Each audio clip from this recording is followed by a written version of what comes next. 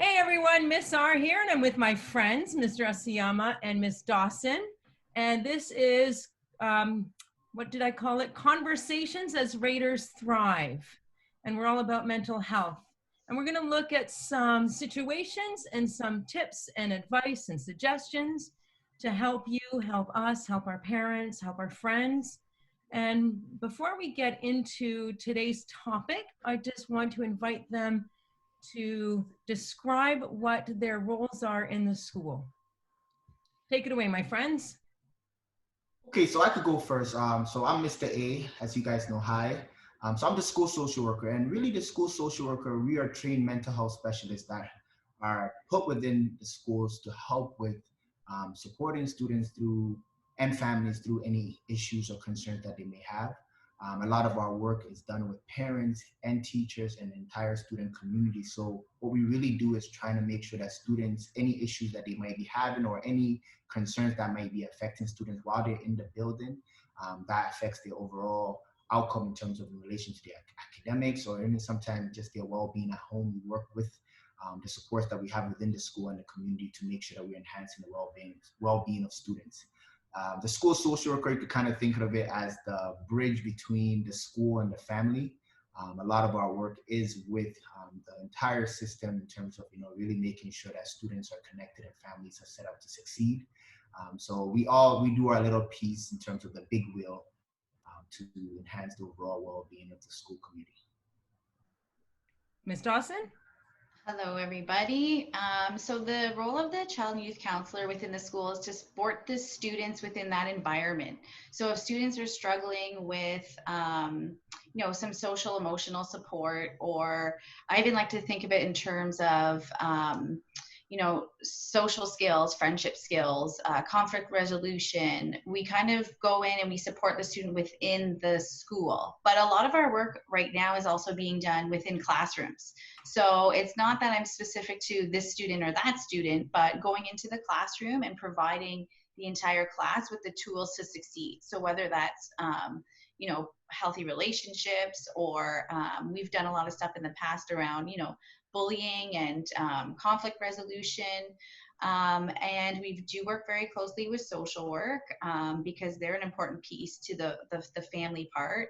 But I think that the one major difference is just being within the school to support and maintain those mental health, positive mental health. And if I may, I don't want to talk too much about chaplaincy, but I know in the past I've worked closely with the CYC and the social work on shared stuff like mental health awareness, grief and bereavement. So when working together, we can, almost do more programs and reach more kids when we join. So every week we're going to present a situation. And so how we're going to do this is I'm going to either pretend I'm the teenager in whatever situation, or I'll just present the situation. So today we're going to present the situation that maybe some of you can relate to. So I am 16. I am stuck at home. I can't stand my dad. My mom's okay, but they don't really get it. And they're hovering over me and they're always on my case. Mr. A, Miss Dawson, I can't stand this. I just want to be with my friends. I'm not that motivated to do work because they're always on my case. And I want to get out. Can you help me?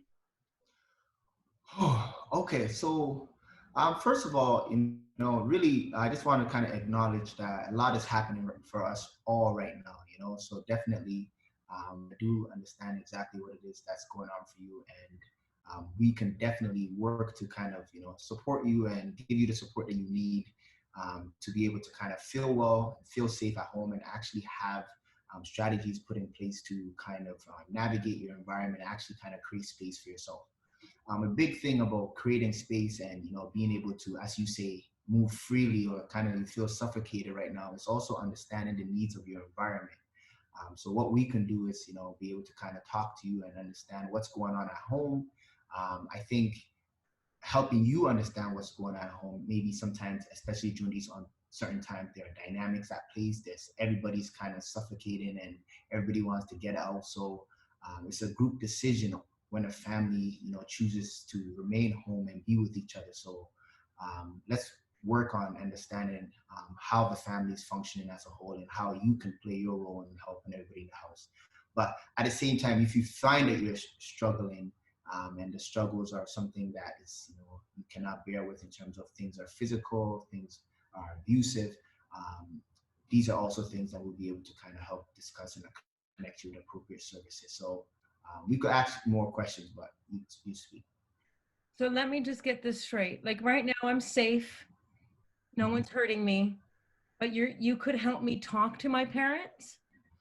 Well, talking to your parents, we could help you talk to your parents, and also we could kind of discuss strategies so you could actually work with your parents. That's the big thing, So social work, what our services are is, really understanding the dynamics that are going on at home and really helping you to kind of come up with strategies that are realistic for your individual situation. But one thing that I would say is that parents sometimes struggle to understand where a child is coming from with students, so you have to also be very, very patient with them and always kind of have that angle when you're dealing with parents, because their lens is to help keep you safe, protective, and sometimes your lens is, as you said, possibly sometimes to be free. So when you see those two different angles, you find that confusion and conflict that a lot of times happens in the home. So what we always want to encourage is positive communication, respect, and really, seeking understanding for each other, because that's the power of it all, right? When we're able to create understanding in relationships, it's the first step to really seeing how severe things are. Thank you, Mr. A. Ms. Dawson? I think the first thing I want to say is that you would not be alone in this feeling. Right now, in our current situation, we are all dealing with isolation, without seeing our friends, without seeing family, adults, little kids, teenagers are alike. We're all dealing with this very unique situation. And I think it's fair to say that feeling frustrated probably goes both ways. And some days I feel frustrated with my husband too, and I feel like I need my own space. Some of the things that I would kind of highlight is the importance of staying active and just realizing that being active, going for a walk, doing yoga, whatever active means to you, skateboarding, getting on your bike, increases our good mood. And when we're feeling irritable and when we're in that bad mood, we're more likely to kind of clash and fight and bicker with whoever is in our house at the time. So I think staying active is probably one of the tips I would give for just making us feel a little bit better. Also trying to realize and identify when maybe we're feeling anxious about something, or we're feeling my daughter has been using this word lately that she just feels meh. Mom, I just feel blah. Like I can't really describe it. And realizing when we're feeling that way and employing some strategies to deal with it. I do want to make you guys aware of this awesome app. It's called the Virtual Hope Box. And within that app, there's various strategies to help you deal with not only anxiety, I think, but frustration and just those feelings of being like you're being suffocated almost. So you'll find that on the app, I'm just going to pull it up here, that there's different things there's coping tools, there's relaxation, muscle relaxation, guided meditation. There's so many cool things on here to use if you're feeling frustrated, anxious, angry, sad, depressed, any of them. It's a really good, and there's so many good apps out there just to kind of help us deal with some of those feelings. That's really helpful. No, and I would just like to add to it. I think a big thing right now is, creating a daily schedule for yourself, or, having your routines in place and following it, and making sure that as you create these routines, there's something that your parents support, because you cannot want to do things that are outside, once again, if you're under the supervision of your parents.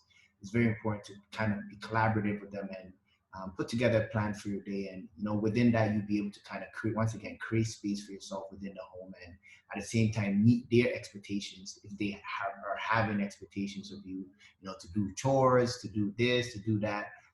And then also kind of see within your day, once you create the schedule, okay, this is my free time to, kind of relax a bit. But once again, I just want to kind of let you know that, we're not doing a lot of going out and socializing with friends. So it could definitely, as you guys would say, it could be very OD, overdose right now in terms of, our communication with parents consistently and just the face-to-face. And with anything, boredom and frustration comes, and then, we start to shut down. So I would definitely encourage you to look at your day and see if you're doing things to help yourself every day in terms of taking care of yourself. And self-care is very huge at this time, because sometimes, even with mindfulness and just having time to sit back, you get to really look at the situation and see, okay, is this something worth fighting against, or why am I actually fighting for certain things? So kind of picking and choosing the battles we have with our parents. It's very, very, very important, because some of the stuff that we want to achieve, sometimes we have to be able to kind of look at it from everybody's lens, not just our own, right? Especially at a time like this when we're all kind of in this together, and we're in the homes with our family. So it's very, very, very important just for you to understand and look at things not just from your lens. Let me ask another question. What about the role of self-talk? How would that help or hinder whether or not we take the strategies, whether we use the app, whether we actually seek help to communicate better with our parents? Could you both speak more about the role of self-talk? Absolutely. Self-talk is probably one of the most influential things that we have going on, right? And it will make the difference between if we make that good choice or that bad choice too, right? Because sometimes, especially during this time, like, it's tough. Things are hard. Things are different. We feel very lonely. We feel very alone, and we can get really wrapped up in that negative self-talk, which will then, almost snowball into something bigger. And that's when we're fighting with our parents and our siblings. And we have to really take a step back and realize and change the way we're thinking about certain situations to have a more positive outcome. I totally agree with you. I think self-talk is very, very, very important, and making sure that you're having these positive conversations. And I think also the information that we're feeding ourselves is very, very, very important. It has a great effect, So sometimes, are we communicating with the right people who are, are they fueling our anger? Are they, who are we venting to, right? So making sure that, even if you're utilizing some self-talk, you're also making sure that information that you're taking in from other people are appropriate. Because if you take in negative information, it could definitely affect your situation and decrease the hope that you have even in resolving things and using communication and some of the strategies that we spoke of to actually find a positive outcome out of it. I added a great post to our Instagram page, and if you're not following, it's Raiders Thrive. And it talks about sometimes self-care means deleting that app, not joining that group conversation. And there was a whole list of things that will make us feel better about ourselves by doing something simple like that. And I think that's super important right now, because the amount of technological consumption that we're doing right now is high, given we're not going to school. So a lot of times you're waking up, you're rolling out of bed, you're spending time on the cell phone. And then you're getting up, maybe while you're making your breakfast, you have the iPad in your hand, and then straight from there, you're going to Netflix. And then straight from Netflix, you're going to your homework, which is again on the computer again. So think about all that consumption. What happens is our brain also handles so much, right? Once it is at its capacity in terms of, how much stimulation it's getting, you see that, your ability to process and actually intake things actually becomes slower. So you become very irritable. So you have to also disconnect. So this is so important, just to see, once again, that's why I said, put your daily routine on paper, look at it and see, am I actually giving myself a chance to have clarity? because it's very hard to have clarity if you're just consuming and you're looking at the screen heavily every single day. And I find myself personally also struggling with that. So I try to limit myself in terms of, even shutting off my phone at certain times, just to give myself a chance to think freely without having to constantly look at the phone and all these different things. Digital detox, if you will. And especially before bed, Exactly. so we can unwind and get a good sleep. I always tell kids to be gentle with themselves, right? We tend to put a lot of expectations on ourselves and a lot of expectations on other people. And I would say, you got to forgive yourself. Like, you're human. You can't take care of it all. So that's, any last comments? So one thing that I really want to, just to kind of emphasize as we, discuss this is, every situation is different, and everybody's situation is different, so even as you're experiencing what you're going through right now, try not to compare yourself to somebody else, because every home is different, and every single person is also experiencing being home, and like the dynamics are so different that sometimes you might be listening to what your friend and their family is doing, or how much privileges your friend might be getting during COVID, and think that, okay, that also applies to me, but it's not, because your family, your parents, your situation is totally different. So I just want you guys to just kind of have that message that, really look at your individual situation, and it's okay if maybe you're in a more stricter household at this moment, just because maybe you have your elderly grandparents staying with you. It's totally fine, because every house is different. Those are some really good points you both raised. And the neat thing about this being available on YouTube, you can stop, take it in, rewatch it, and you'll probably get different things out of this video every time you watch it. So I just want to say thank you to Ms. Dawson and Mr. Assiamah. Absolutely. Ms. Dawson, happy Mother's Day.